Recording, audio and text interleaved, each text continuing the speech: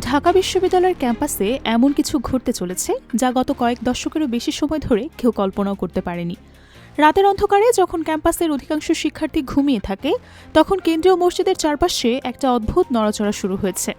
Truck আসছে, মালামাল নামছে, শ্রমিকরা কাজ করছে। কি হচ্ছে আসলে? এই প্রশ্নের উত্তর খুঁজতে গিয়ে যা বেরিয়ে এসেছে তা সত্যি চমকে দেওয়ার মতো।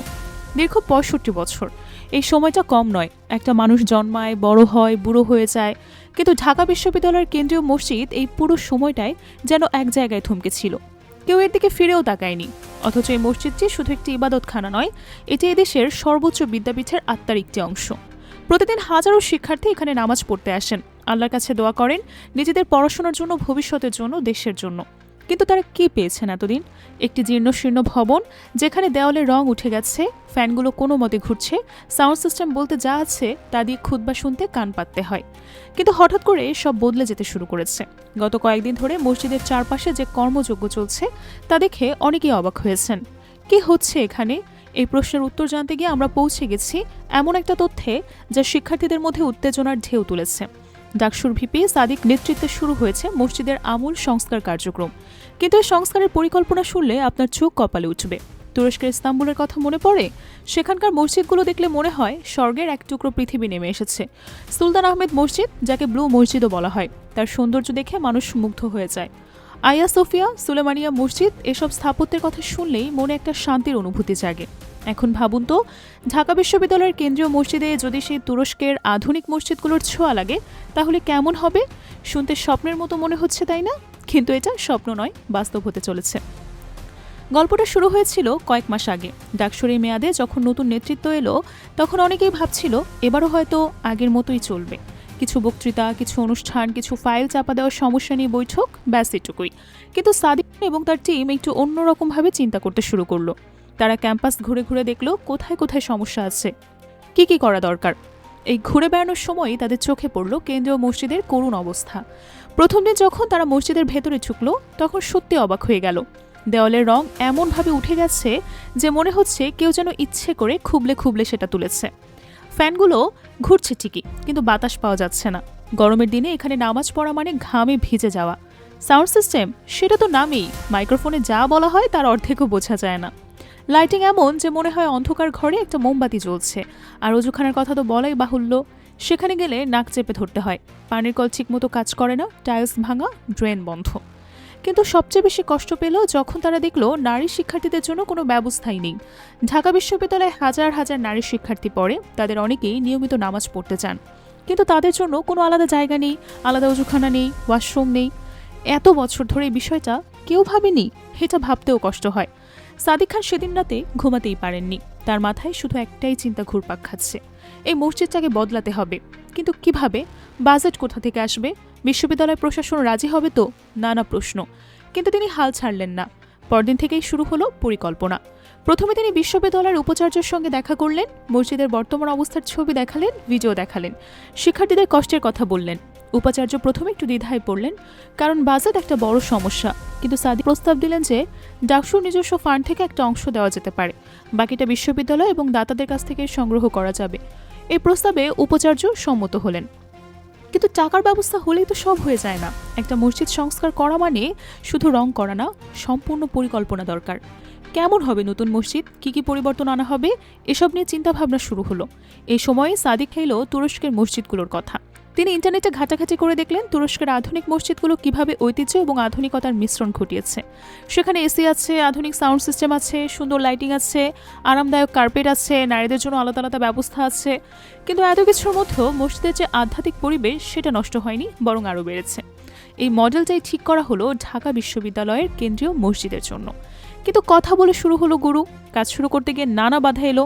কেউ বলল এত টাকা কোথা থেকে আসবে, কেউ বলল এটা করে কি হবে, কেউ বলল আগে অন্য কাজ করো। কিন্তু সাদিক আর টিম দমে গেলেন না। তারা বোঝালেন যে এই মসজিদটা শুধু একটা ভবন নয়, এটা ঢাকা বিশ্ববিদ্যালয়ের আত্মার একটা অংশ।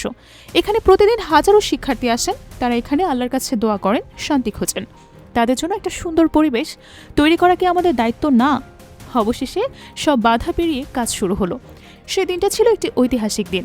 ৬৫ বছর পর প্রথমবারের মতো মসজিদের সংস্কার কাজ শুরু হচ্ছে। অনেক শিক্ষার্থী সেদিন এসেছিলেন শুধুমাত্র দেখতে।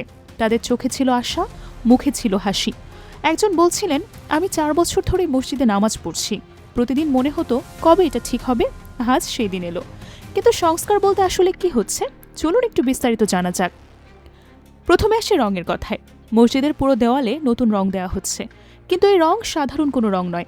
এটা বিশেষভাবে তৈরি করা হয়েছে যাতে দীর্ঘদিন টেকে এবং দেখতেও সুন্দর লাগে। রঙের ছায়া বেছে নেওয়া হয়েছে এমনভাবে যাতে মসজিদের ভেতরে একটা শান্ত এবং প্রশান্তিদায়ক পরিবেশ তৈরি হয়। তুরস্কের মসজিদগুলোতে যেমন নীল এবং সাদার সমন্বয় দেখা যায়, তেমন কিছু একটা করার চেষ্টা করা হচ্ছে। এরপর আসি কার্পেটের কথায়। আগে যে কার্পেট ছিল সেটা এতটাই পুরনো এবং নোংরা যে সেখানে সেজদা করতে গেলেও অস্বস্তি লাগতো। এখানে নতুন করে বিছানো হচ্ছে উন্নত মানের কার্পেট। এই কার্পেট নরম, পরিষ্কার এবং দেখতেও সুন্দর। প্রতিটি কার্পেটে নকশা করা আছে যাতে নামাজের সময় কাতার সোজা রাখতে সুবিধা হয়। এছাড়াও এই কার্পেট বিশেষভাবে তৈরি যাতে ধুলোবালি জমে না এবং পরিষ্কার রাখা সহজ হয়। সাউন্ড সিস্টেমের কথা বলি এবার। আগে যে সাউন্ড সিস্টেম ছিল সেটা দিয়ে খুতবা শুনতে গেলে কান পাততে হতো। অনেক সময় মনে হতো ইমাম সাহেব কি বলছেন কিছুই বোঝা যাচ্ছে না। এখন লাগানো হচ্ছে সম্পূর্ণ আধুনিক সাউন্ড সিস্টেম। এতে একাধিক স্পিকার থাকবে যা মসজিদের প্রতিটি কোণায় সমান শব্দ পৌঁছে দেবে। মাইক্রোফোনের মান এত উন্নত যে কোনো গুনগুন শব্দ বা হাউলিং হবে না। নামাজের সময় তিলাওয়াত এবং খুতবা স্পষ্টভাবে শোনা যাবে। এটা শুধু সুবিধার বিষয় না, এটা ইবাদতে মনোযোগ রাখার বিষয়ও। লাইটিংয়ের কথায় আসি। একটা মসজিদের আলো কেমন হওয়া উচিত? খুব বেশি ঝকঝকে না, আবার অন্ধকারও না। এমন একটা নরম আলো যা চোখে আরাম দেয় এবং মনে প্রশান্তি আনে।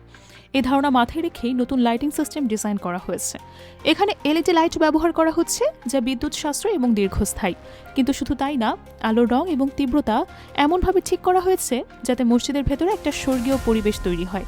বিশেষ করে রাতের বেলায় যখন আলোগুলো জ্বলবে তখন মনে হবে যেন এক অন্য জগতে এসে পড়েছি। এবার আসি সবচেয়ে বড় পরিবর্তনের কথায়। শীতাতাপ নিয়ন্ত্রিত ব্যবস্থা বা এসি।